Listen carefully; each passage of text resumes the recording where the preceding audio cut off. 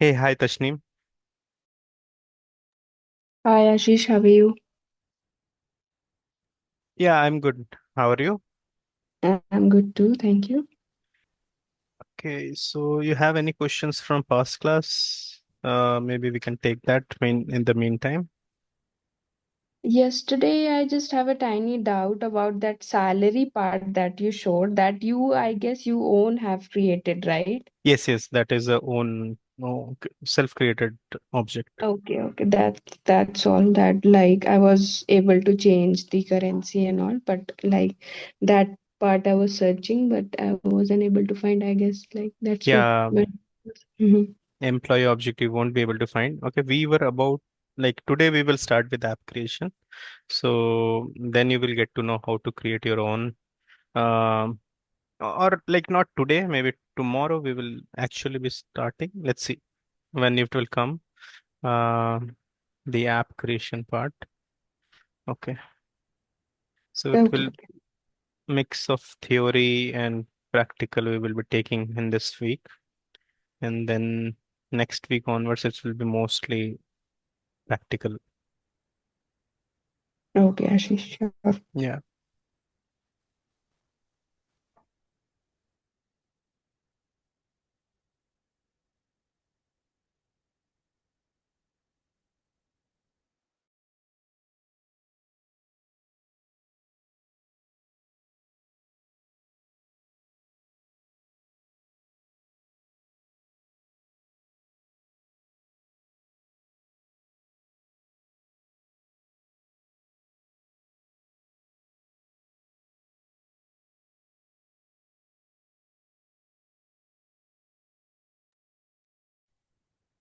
We'll start in some time, 2 to 3 minutes. Okay, let me just check uh, with Lakshmi, who else is joining.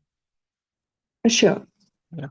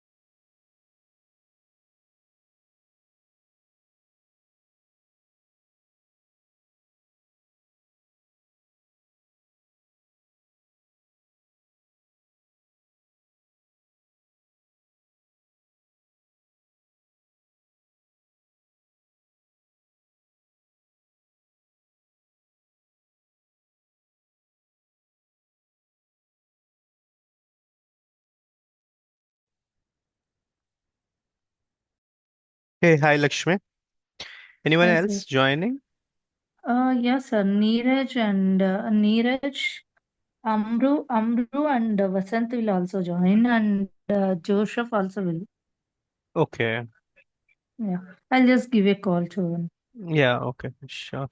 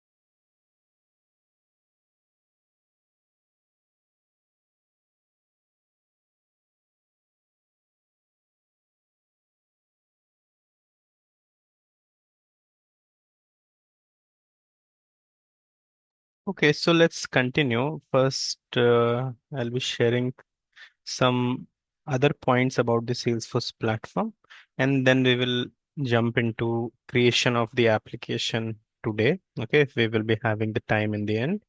Okay, we will start working with the creation of the object.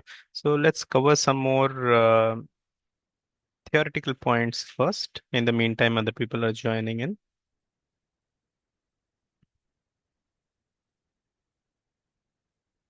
Okay, that day we have seen till multi-tenant architecture.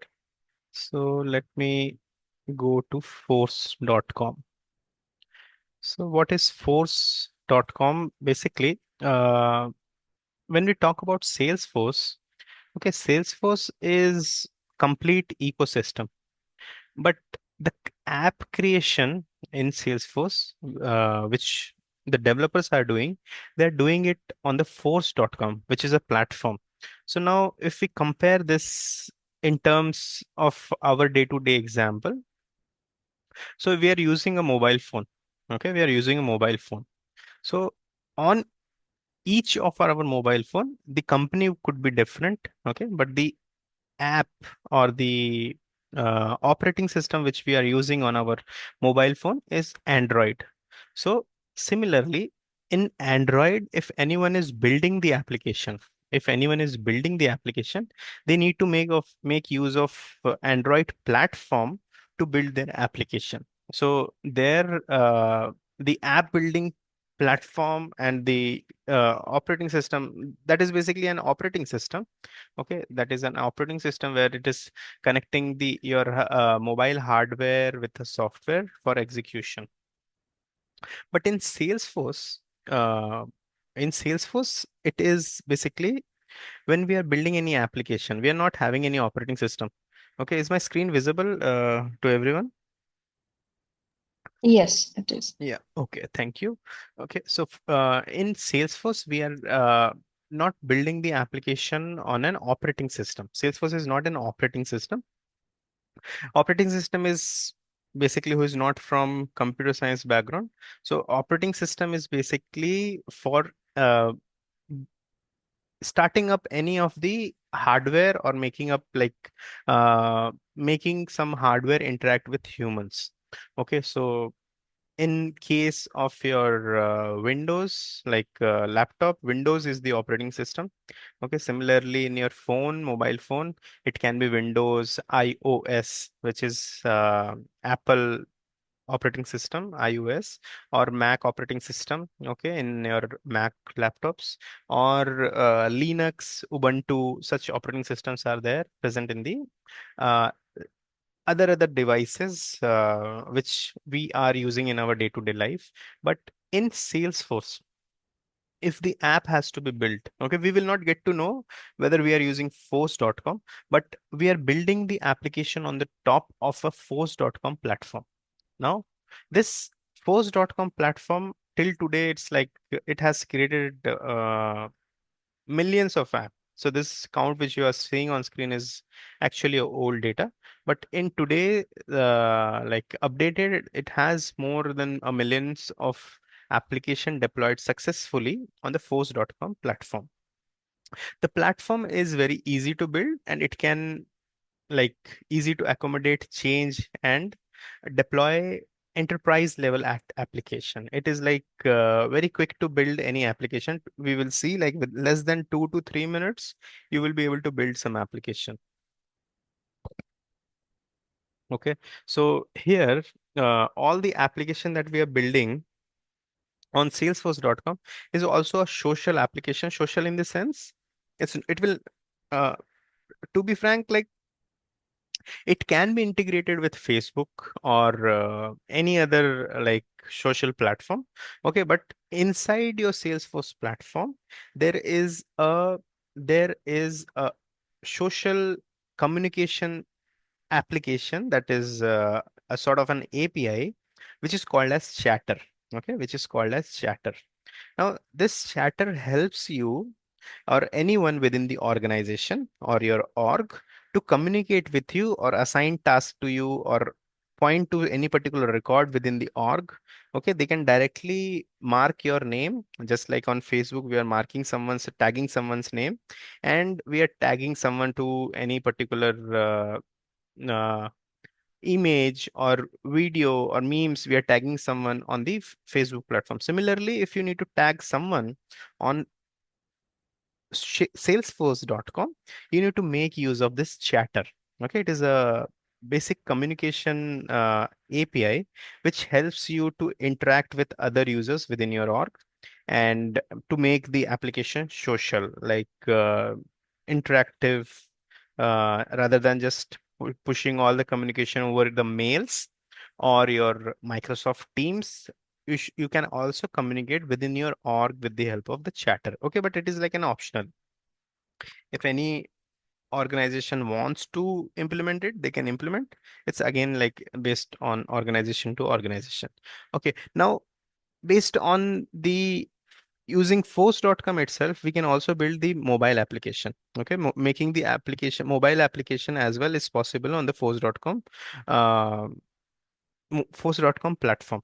Okay, so previously, I think, not sure today, I think the name of the Salesforce One platform, if you Google, if you look into your Play Store, okay, and search for Salesforce One platform, okay, you might get some platform which is which I think the name has got changed now. Previously, it was Salesforce One, but still, if you search Salesforce One in your Play Store, Google Play Store, you will see something in your Play Store uh, as Salesforce One or some other. Yeah, now it is showing Salesforce. Okay, if you search on your Google Play Store, it is now changed to Salesforce. Previously, this it was Salesforce One, and if you install this Salesforce One, any application which you're building online, just like with the help of your laptop or with your left help of your desktop, you can also see that particular application with the Salesforce One platform in your mobile device. So you can log in just like we are logging in. Okay, there was a different view on your mobile as compared to the laptop. It was also having a beautiful UI, but it is like only when you are on the go, you're traveling anywhere outside the office and you need to get still be connected to your work, you can make use of the Salesforce One platform. That was the previous option. Okay, so now the name has got changed. Okay, moving on to next thing. Now, force.com development life cycle. Now, force.com development life cycle, again, when we talk about building any application on the force.com platform. Okay, let me just see if I have anything handy here.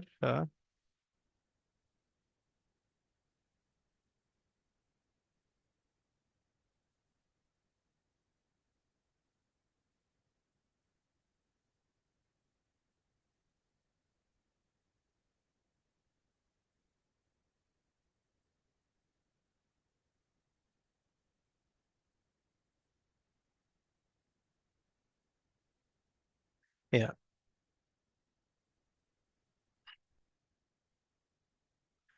Okay, when you will be working in any real-time project, so how the app development process happens, you will uh, develop the application in the lower environment. Okay, in Salesforce, this lower environment is also called as sandbox. Okay, it is now compare it with Facebook or any other live application which we are using as an end user. We are actually working in the, like, as an end user, we are actually logging into the production environment of Facebook.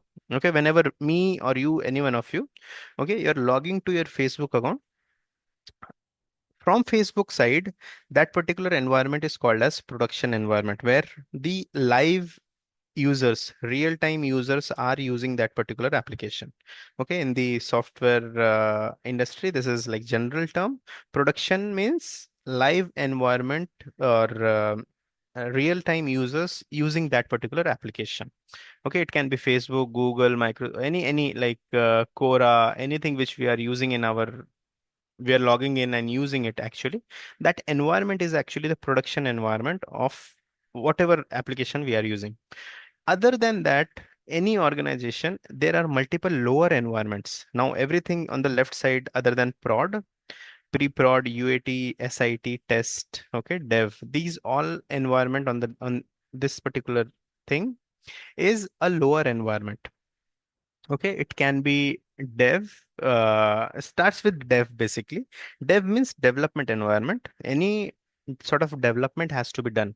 Okay, it will start with a development environment. It will be lowermost environment where the application building actually starts. Then comes your test environment. Okay, after development, there comes your test environment where the testers or the QAs are testing the application. So once any feature you are developing, any small feature you are developing, you will develop it in the development environment. Then you will be pushing it to the test environment for testing. After it is successfully tested, okay, it will be pushed further, like it will be deployed further to a SIT environment, which is also called as system integration testing environment. Okay, system integration testing environment. In this environment, what happens? Any sort of integration.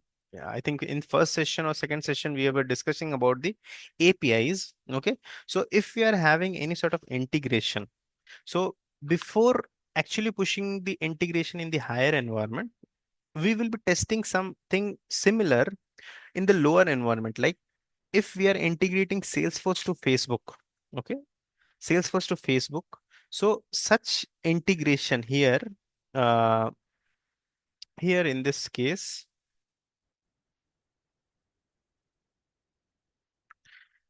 let's say this is FB and we will be integrating with SIT environment of the Facebook, and all the features which we are using in production or which we are about to push to production, it will also be tested in your SIT environment. This is system integration testing environment. Now, how it will be, like it will be making a connection to Facebook SIT, okay, and it will check, like it will send some request, it will receive some response from SIT of the Facebook, and if the response is successfully received, so the system is going to give you a 200 success message from the FB. That means the response has been received successfully. Okay, that is like any integration we are communicating over channel has some message body and the status code. So if 200 series like 200 or 201 we are getting, that sort of message is basically the success message. So I'll write it here. Okay, 200 is basically success. Okay, that means if we got a response which is 200, the status code is 200, that will be a success. Okay, similarly, if we get some response like 400, comma 401 or 403, okay, or 404, you must have seen sometimes 404. So these sort of messages are basically the error response. Error response. Okay, 404, you must have got this sort of error. If you remember, like file not found. Have you ever got this message? File not found, 404. Something like this. Most of the time we are searching something on the web, and if it is not able to find something, it is giving you some error like 404, file not found, error, or resource not found, something like this error you will be getting online. So these are standard response message and status code, okay, of any APIs communication.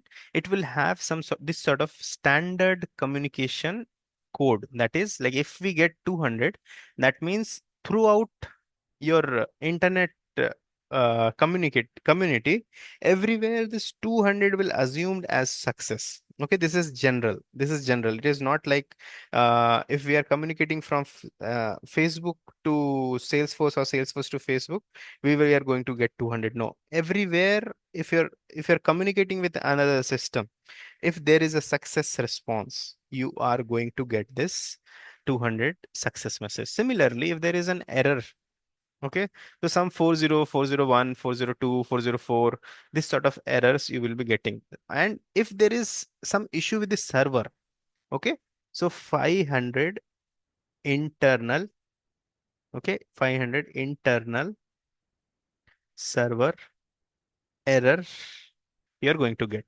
This sort of, this is like uh, status code and status message. The response status code and the status message, whatever we are receiving from the end system.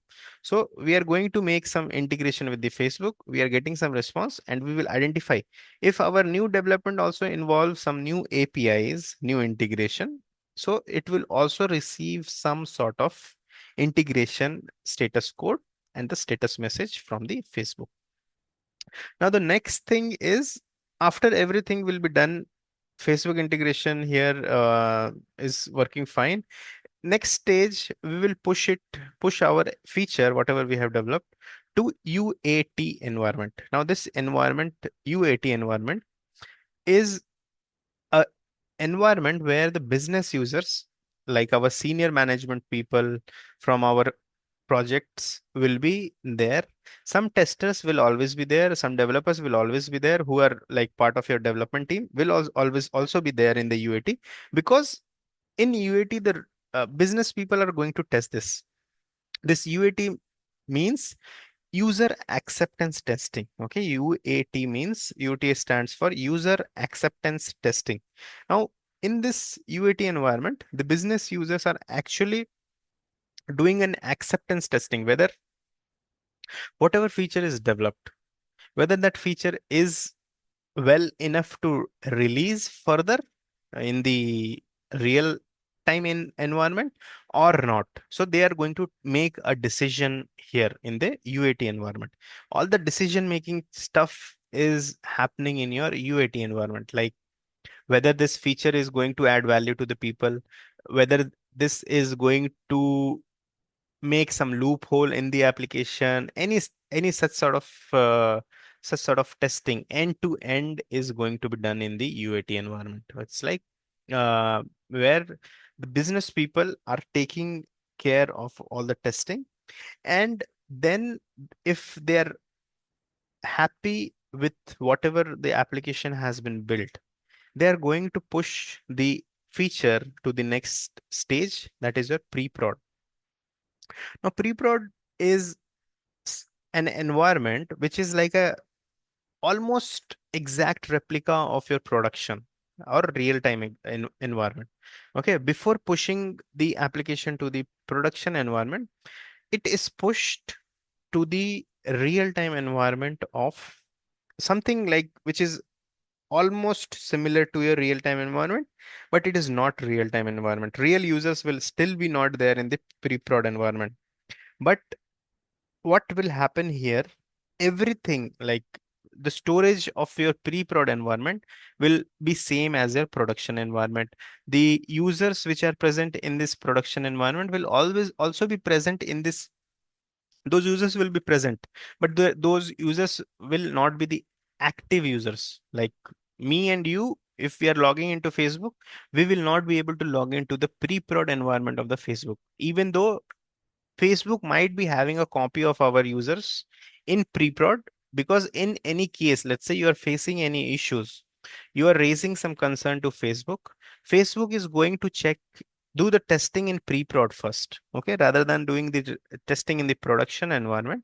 They're going to test and replicate the issue in the pre-prod environment just to identify whether that issue is actually due to some code or some feature which has been developed in the past or in currently, like recently, or is it happening due to some other issue. So just to identify it, most of the time the issues are tested in pre-prod because there the chance of messing up the application is less, okay, because that is still not the real time environment and the chance of messing up the application is less. So all such sort of things will be done in the pre-prod environment. So every Salesforce, like most of the time, most of the projects will be having a pre-prod environment. Sometimes you will see where the where you will be having dev environment, test environment, SIT and UAT, and then after UAT directly a production environment, no pre-prod. Some of the time you are going to see,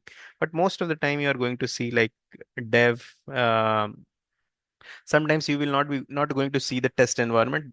The testers are going to test the application in the dev environment itself. Okay, so after dev, directly the application will be pushed to SIT, then UAT, then pre-prod, then prod. So it's depends on company to company, which all lower sandbox or the lower environment they need to keep in their app development process. Now this is basically the life cycle here. Whatever we are seeing is this is Salesforce or Salesforce application app development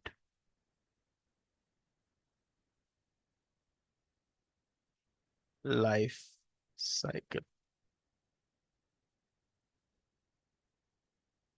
Salesforce app development life cycle.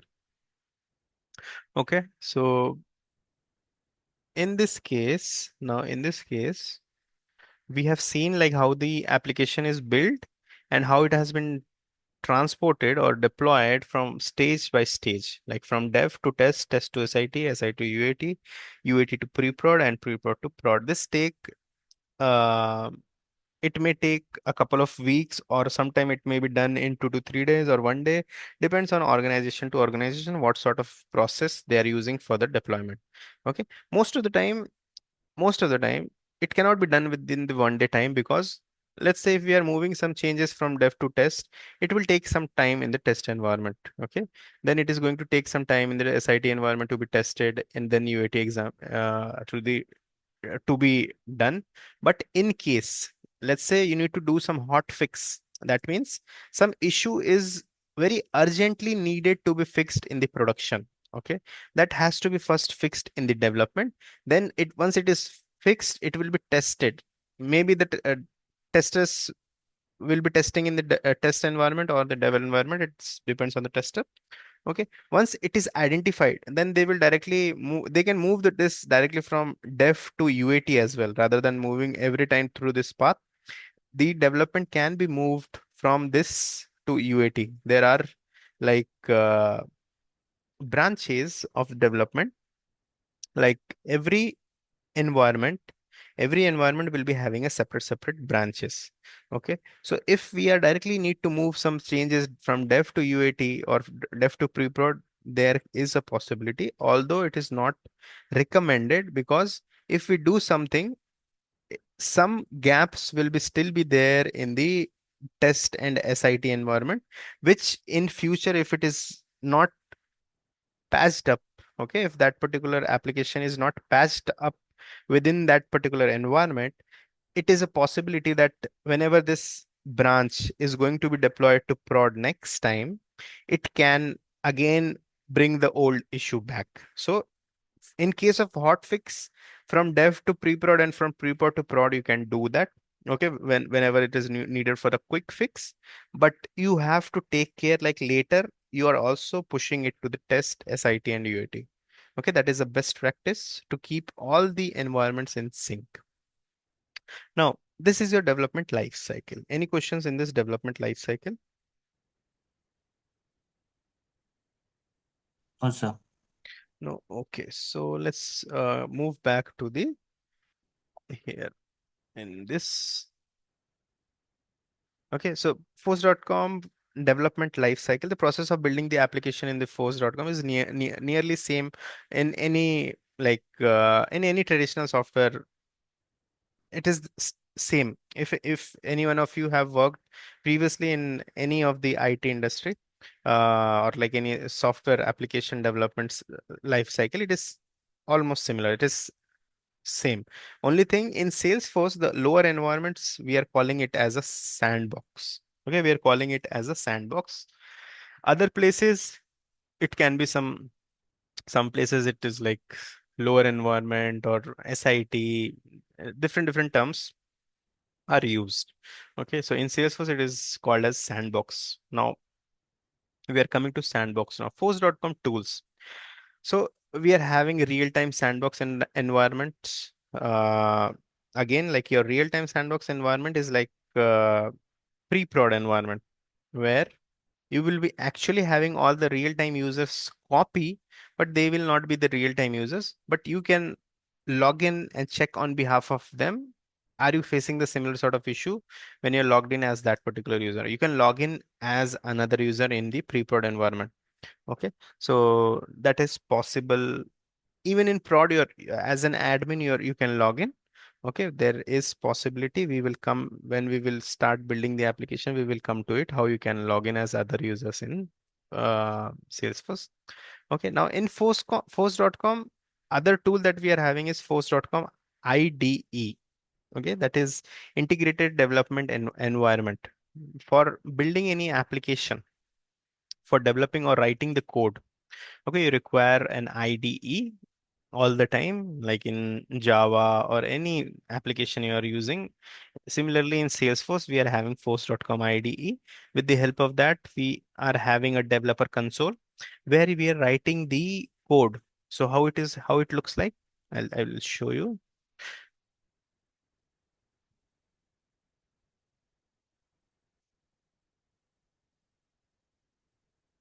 Okay, how it looks like.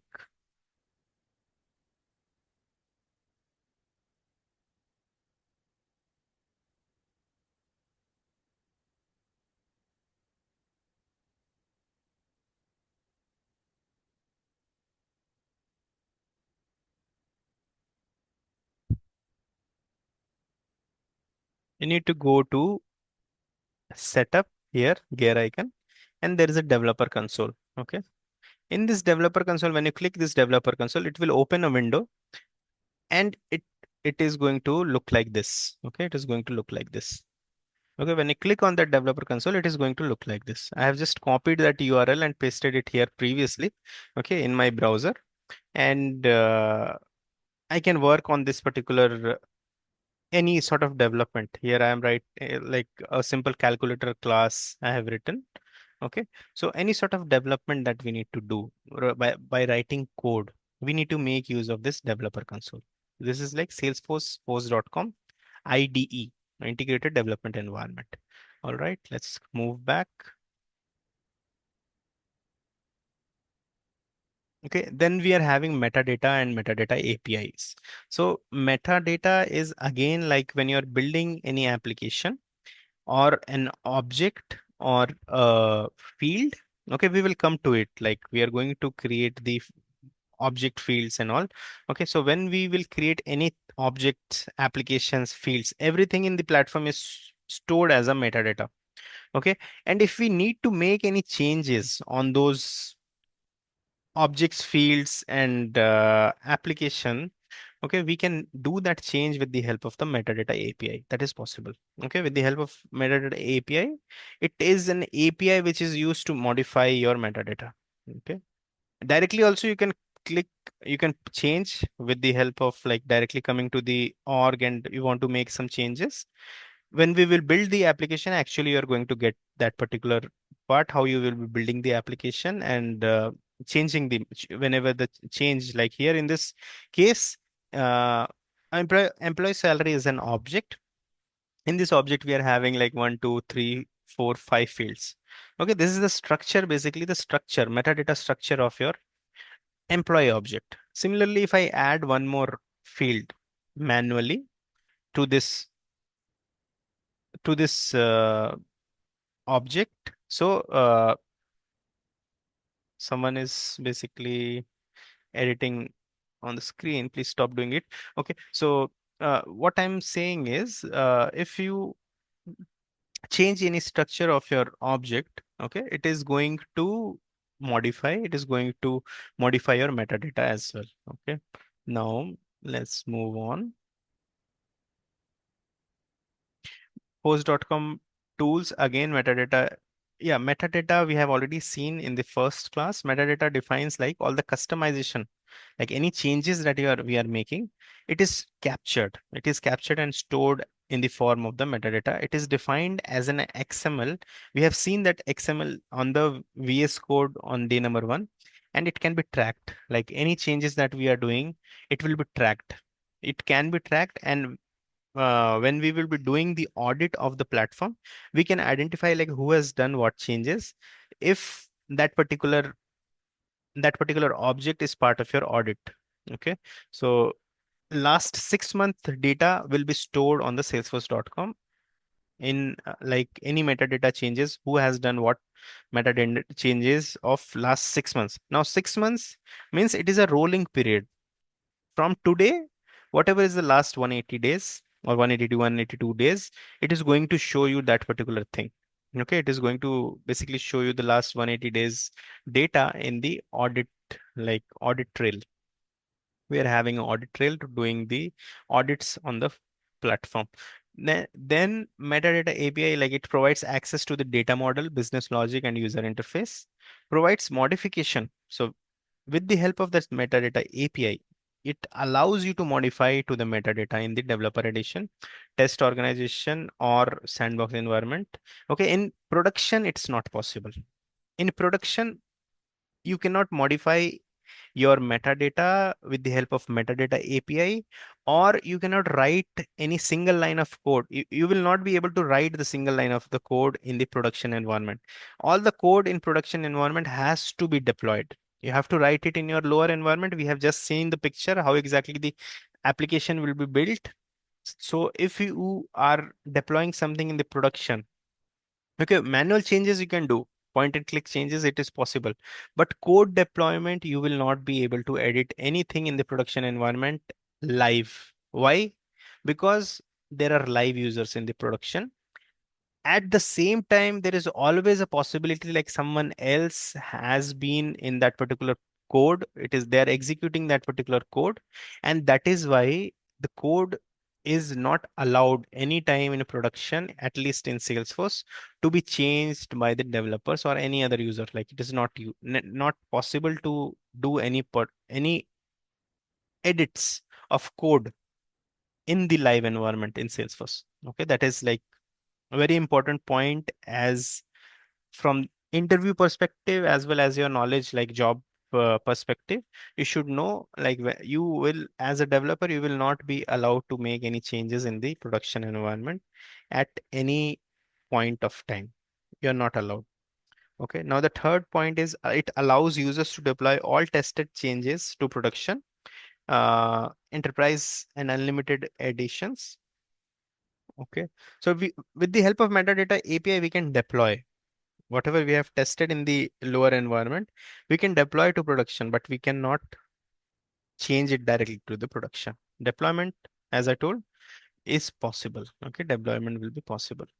Next thing is sandbox. Now, now we have seen multiple environment: development, test, SIT, UAT. Then we were having pre-prod. Okay, multiple environments we were having. Similar to that, we will be having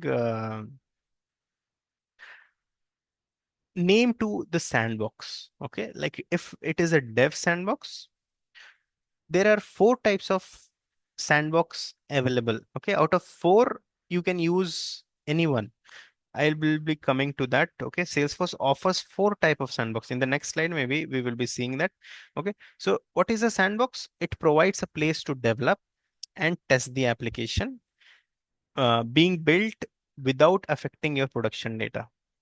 Production is a real-time environment. So without affecting your production environment, you will be allowed to develop and test your application in the sandbox.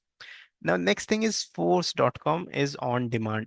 You can't install training and testing instances. Okay, so force.com is basically like whenever you require any sort of development service, so you can only use your lower environments. You will not be able to use your production environment. Okay, so any sort of other training or testing instances, you don't need to install, and you cannot install in your environments. So whatever you're getting by default by Salesforce. Okay, you need to just generate that.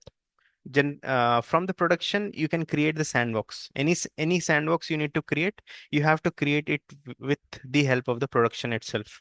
Okay, any lower sandbox, and it depends organization to organization, like total how many sandbox you will be allowed to create in one production environment, because there are multiple editions uh, of production. So based on the addition of the production, it is giving you an option to create the sandbox. So sandbox provides the ability to clone an entire Salesforce production environment with just push of a button. So basically, like, and when it says like entire production environment, we have seen multiple stages, right? So can you guess which environment it is pointing to right now? Okay, out of uh, dev, test, SIT, UAT, pre-prod, which environment it is pointing right now? Salesforce provides ability to clone an entire Salesforce production environment. I've I have stated this like for which particular environment the complete production data is copied. So which environment it is pointing right now? Any idea? Any guess? Okay, so let me answer it. Okay, it is basically talking about your pre-prod environment. Do you remember I told like pre-prod environment can be the exact copy or the clone of your Salesforce production environment. So when we talk about like exact copy, it will always be your pre-prod. Some of the places in some of the organization, they can use pre-prod and UAT as the same environment. They can use it like they can do their UAT testing, user acceptance testing directly in the pre-prod. Again, it depends organization to organization. Okay. So provide the ability. Next thing is sandboxes provide the ability to create multiple Salesforce environment for development, testing, and training. So we have seen like development, there is a dev environment, testing, there is a test environment, then training, you can build something like another dev environment for training purpose, other junior resources to do some sort of learning in that particular training environment, and or else you can build some training environment for the end users where you can where your development, after you complete your development, you can train your end users or some business users or sales users to use how to use that particular feature. Okay, rather than training them in the production environment, you can train them within the lower environment. All right, so now how many types of sandboxes we can have in Salesforce? Four types. What are those? Developer edition, developer pro edition, partial copy sandbox, and full copy sandbox. Okay. Again, here your development or testing environment most of the time will be either means it will be either developer edition or it can be either developer pro edition. Okay. Now your developer pro can be used as your SIT environment. Most of the time, your developer pro editions are used as your SIT environment. Okay. Then your partial copy sandbox is most of the time is used as your UAT environment. Partial copy sandbox is most of the time is used at a UAT environment, and full copy sandbox, which is like exact copy of your production data, is used as your pre-prod environment.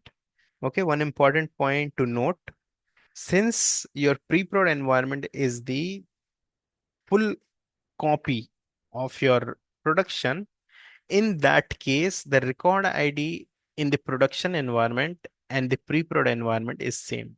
That is the reason, because pre-prod environment is your exact copy of the production environment. Now let's move back to the slide where we have seen the how exactly the applications are deployed or developed and deployed to production. So if you see here, pre-prod is a full copy sandbox. Okay. UAT is having partial copy sandbox. Now, what is the difference between a full copy sandbox and the partial copy sandbox? In full copy exactly like if there are 100 users in your production, it will be having 100 users in your pre-prod. Okay.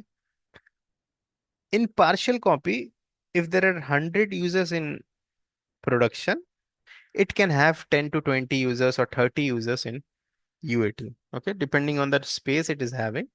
It's the people's choice how much data they want to retrieve from the production. Okay, but real-time data will also be present in your user acceptance testing, but it will be only partial data. Okay, it will only be partial data. Full data will not be present in user acceptance testing until unless that user acceptance testing UAT environment is also a pre-prod environment.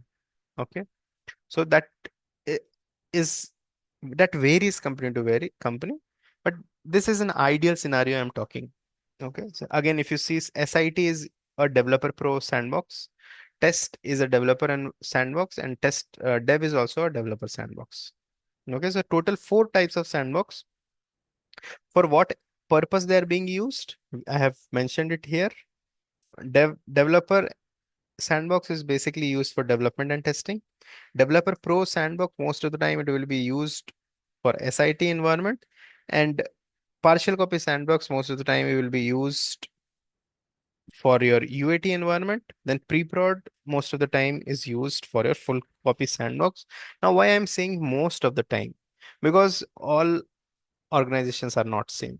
It's the business decision. They are going to decide which environment they need to use. If they want to use Developer Pro environment for the development, they can go with it. There is no hard and fast rule which environment to go for when. Okay, there is no rules as such. Only for uh, full copy sandbox, basically most of the time it will be the pre-prod environment. Just prior to production, you will be seeing the full copy sandbox.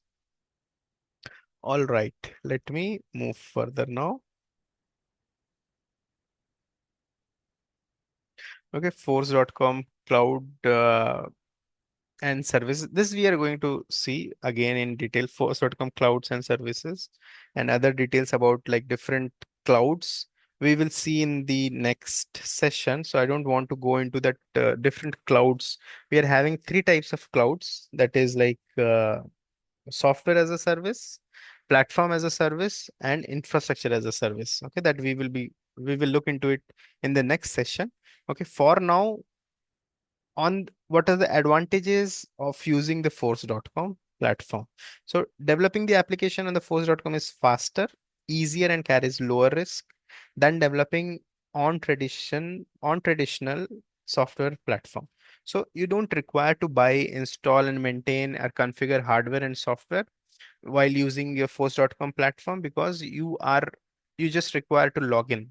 You just need to have a login credential, and you everything will be taken care by the company, that is Salesforce company. Okay, so we don't require anything to be taken care like buying or installing or maintaining or configuring the hardware or the software. All right, so next point is start customizing and building your application as soon as you buy a license. So in this case, like whenever we are buying the Salesforce license, we don't need to we don't need to set up any infrastructure, like making the connections from your UI, that is user interface, to the application server or to the backend database. Don't need to do that. Everything will be done already by the Salesforce. You just need to enter or log in into the application and start using it or building the application on the platform. Okay. So the next is ease of managing and multiple application on the single platform. We have seen service application is also there on the same platform. Sales application is also there on the same platform. We have created business customer details application. Many other application I have built on the platform. So same platform, but different applications you can create and you can store as a like uh, as a different completely different app, and that is easy to manage. Okay, that is basically easy to manage. Then you have no capital or upfront investment needed, because You don't need to set up the infrastructure. Okay, so all the things are taken care of just with the help of the license cost. No need of server, again, no need of server or database. That's why no capitals or upfront investment needed. Then it is a secure platform when it comes to the data security. The data on the platform is always secured with the help of Salesforce security. There is two types of security on the Salesforce platform. One is internal security. Another one is external security. So out of both the types we are having, uh, both the types Salesforce is taking care mostly as an admin and the developer. The internal security, the setting up the internal security is a task of a developer and the admin. Okay, it's not Salesforce will be taking care of the external security. Okay, and we as a developer and the admin is going to perform the security model of Salesforce, and we are going to secure our internal data. No maintenance required because Salesforce is going to do the maintenance for you. There are three maintenance every year. Okay, three maintenance every year. That is winter, summer, and spring. Three releases. Salesforce is doing this three release and maintenance, and it brings up new features every 4 months. Okay. So first winter, then it will be summer, and the third is spring release. Three releases every year. It upgrades all the customers, whatever features they are bringing in.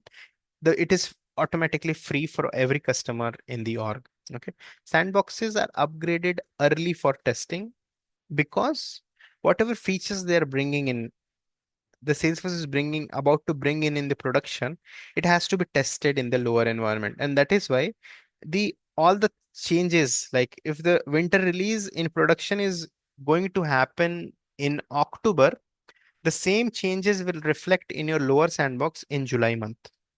And 1.5 to 2 months at least before you're going to see that particular changes in your lower environments. So that is so that you can be proactively doing your testing, and if you find any flaws or defects in the application, it is going to be it can be uh, raised as a concern to Salesforce, and Salesforce will take care and resolve that particular issue. If that particular issue is not resolved in the sandbox before the production release date, they are going to roll back this particular feature completely, because of which that particular issue is happening. They're going to roll back that feature, and that is the reason Salesforce releases their upgrades first in the sandbox. Okay, so Salesforce says like we take care of your upgrades and maintenance, and you basically do your app development. You don't need to worry about the uh, Salesforce platform things. Okay, whatever issues or upgrades happening, you don't need to bother about that. Okay, now the next thing is we are only left with 5 to 8 minutes. Okay, so the next thing now is the app creation, the actual working of the Salesforce platform. So should we start? If we start, it is actually going to take some 10 minutes, not more than that. Is it okay for you all? Yes, sir. Okay. So okay. Thank you for confirming. Okay. So let's continue and build a simple application on the force.com platform. Okay.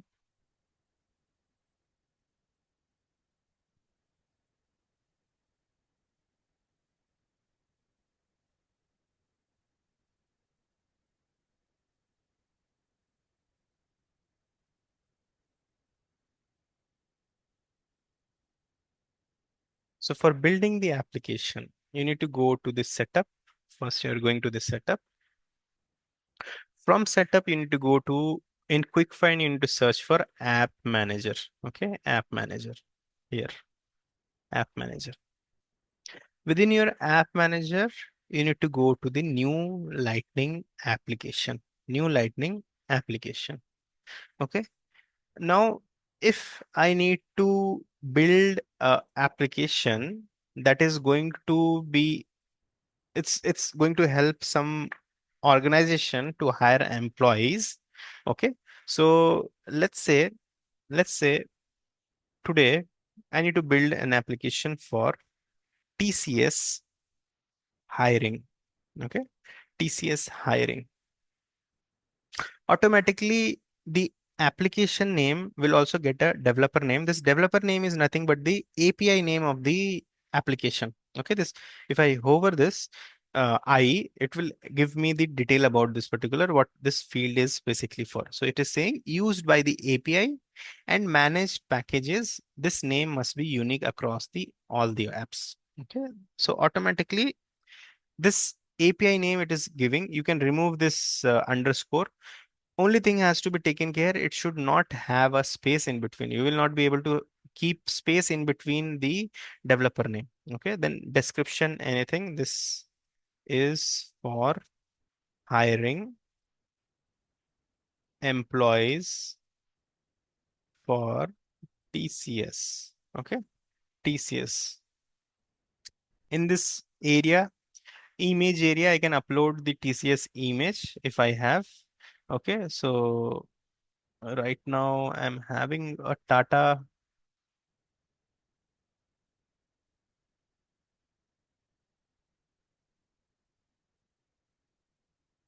Okay, Tata Motors, TCS is also Tata.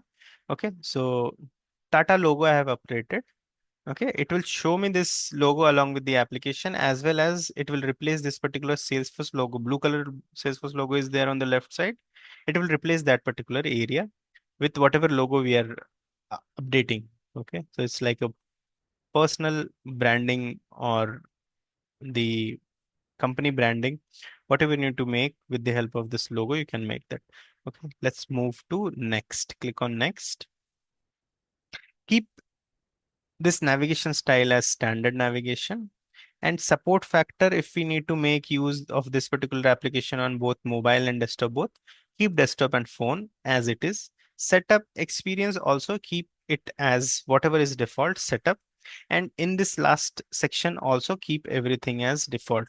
Right now, simple steps to follow. No need to complicate things.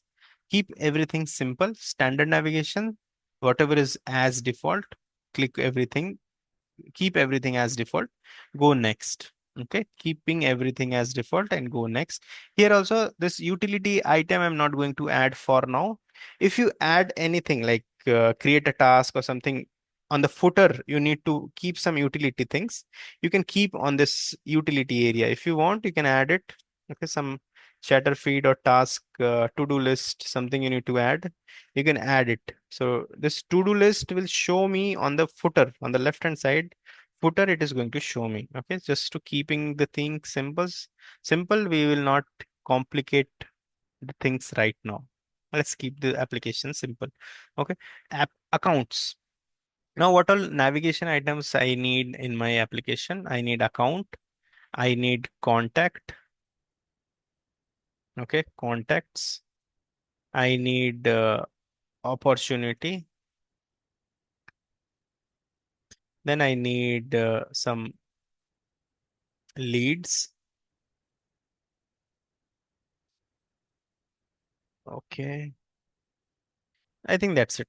Four things: account, contact, opportunity, leads. This you can choose anything. You can choose anything, but choose like account and contact and opportunity all the time. These are one of the favorite objects of Salesforce. Okay, whatever I have selected, account, contact, opportunities. These objects are also being asked in your interviews, in your certification questions. Okay, so something related to this is being asked most of the time. That is why I have kept this as like accounts and contacts and opportunities and leads.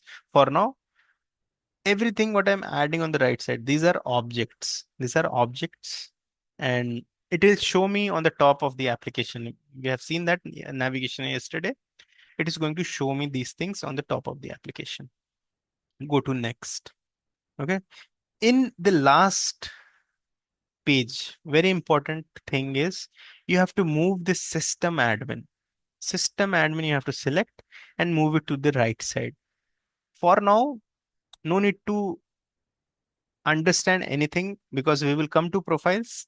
When you come to profiles, you will understand why exactly we moved the system admin profiles to the right side. But for now, all of you, it's very important in this last slide that you are going to move the system admin profile in the right side while creating the application. If you don't move it, you're not going to see this particular application on the app launcher. Okay, if you don't move this system administration on the left right side. All right, click on save and finish. Click on save and finish. The application is saved. Once the application is saved, I should see it in my app launcher. This is the app launcher. App launcher, just click it.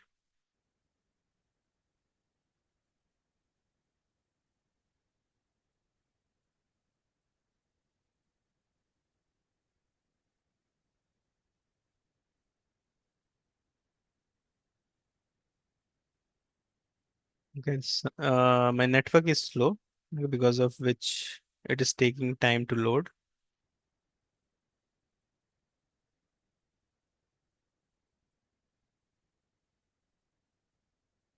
Okay, now it is showing me app launcher. In here, search for TCS and you can see that TCS hiring. It is showing me Tata logo here and here as well on the top, it is going to show me that Tata logo.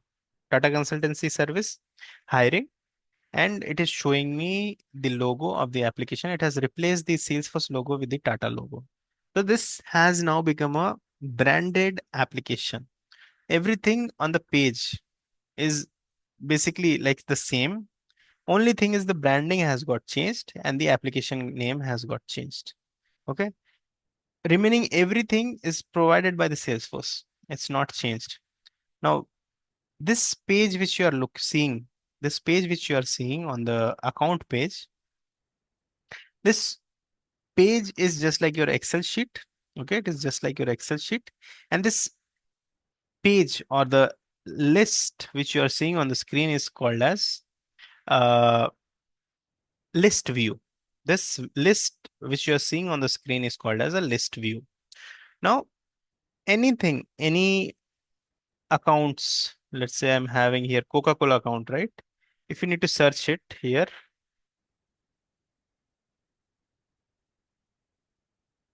Coca-Cola, okay? So with the help of that, two accounts came. Okay, you can search your accounts, whatever data you're having in your list. If there are thousands of accounts here, rather than going one by one, you can just search it here. This is your fourth search. One, two, second is your app launcher search. Third, we have seen yesterday quick find with which was there in the setup. And this is your fourth one. Okay, fourth search option to search the record here. Okay, multiple searches you are going to see one by one. We are going to unwrap multiple searches. This is your fourth one. This is going to search your records. Here we are searching the records in the list. Like here we are just having 40 to 50 records.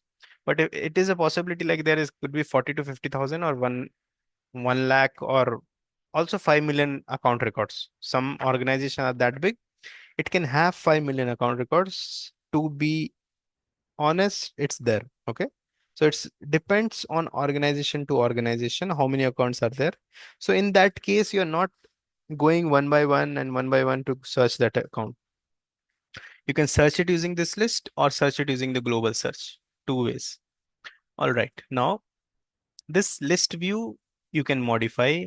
Recently viewed list you will not be able to modify, but you can create your own list view with the help of this gear icon. With the help of this gear icon, you can create your own list view. Click on this new. So I can mention it like my list view. Anything you can name it. Okay, my list view is my list view, and I want to show it only to myself. So I'll select this first option. If I select all users can see this list view, so whichever users is present in this org will start seeing. So in real-time environment, let's say there are 5 developers in this org. all those 5 developers will start seeing this list view. I don't want those people to see my list view because I want to filter out record based on my choice. Okay, so in that case, I am going to select this first option.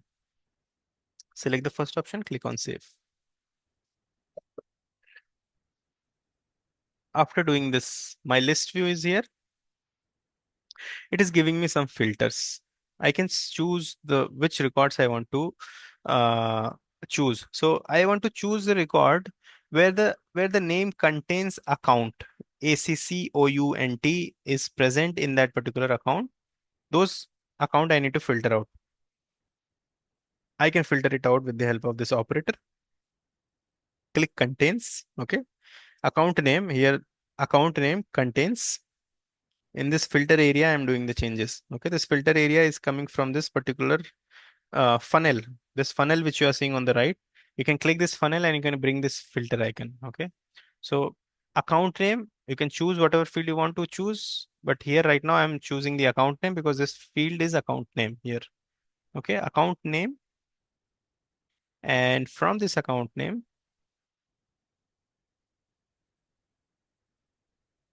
you can new filter I'm adding. Account name contains value account. So now what will happen if account names contains, like if it is having account, it is going to show me only those records in my list. Okay. Contains value is equal to account. After account, you need to save this. Save this. Okay. This is saved. This save this. Now my list view is updated. All the account which you are going to see, those Coca-Cola account and all will not going to show if it is having ACCOUNT. Now, if you see all the accounts which is having ACCOUNT because it contains ACCOUNT account and it is displaying you only those values. It is displaying you only those values. This is filtering. We are doing the filtering of the records. Based on what? Based on account name. So on based on any values like phone number is there, right? So I want to filter it out based on phone not equals to phone not equal to blank. Okay. Not equal to blank. So in this case, it will only bring me values which is having the phone number field as populated. Okay. Save this. Save this. You can see phone number, all the phone numbers are populated and only those records are filtered out. So this is filtering is very good option. You can create your own list view. Whatever records you want to filter out, you can filter out in your application. Okay. For now we will not proceed much. Okay. Tomorrow we are going to learn how to create our objects. That will take one session. Okay, so tomorrow we were going to add more objects like this tab. We are seeing 4 tabs are there. So these are 4 object tabs. If you want to create your own tabs, you need to create your own objects first. And that object will again store some sort of data. Like here we are storing some sort of data.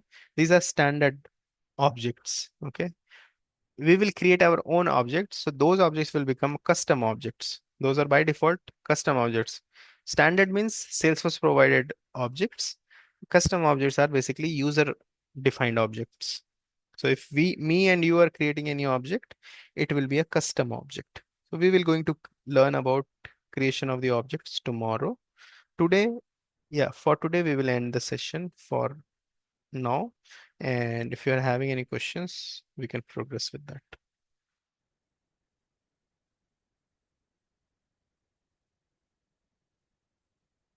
Having any questions, anyone?